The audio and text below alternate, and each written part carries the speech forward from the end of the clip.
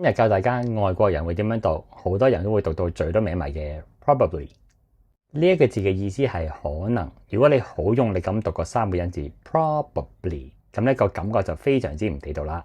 其實呢一個字如果要好正確地讀三個音字呢，對於外國人嚟講都未必係一件好簡單嘅字，所以喺日常對話裏面呢，我哋通常會簡化佢做兩個音字。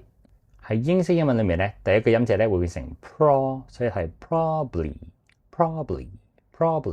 而美式英文呢，我哋會讀 probably。要注意嘅係條脷千祈唔好偷懶。第二個音字係 bly。因為好多香港朋友經常犯嘅錯誤就係處於一個唔係好似 R 又唔係好似 L 嘅結構裏面。He's probably still in bed. We'll probably buy the second most expensive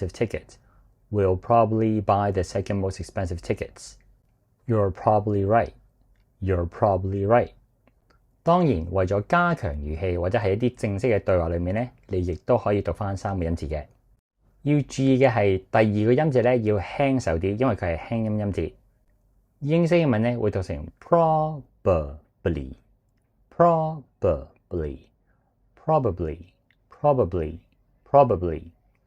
而美式英文呢會比較係一個 R 音嘅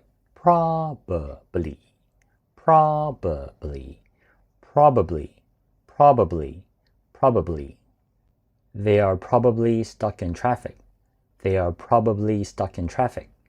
She is probably going to cancel. He probably won't reply until tomorrow.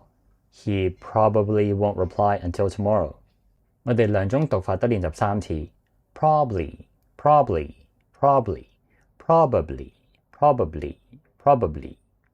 考下大家，演唱會嘅門票好大機會已經買晒，英文可以點表達呢？學咗新嘢記住幫手 comment、like 同埋 share。想揾私營英文補習老師呢，就歡迎私信我。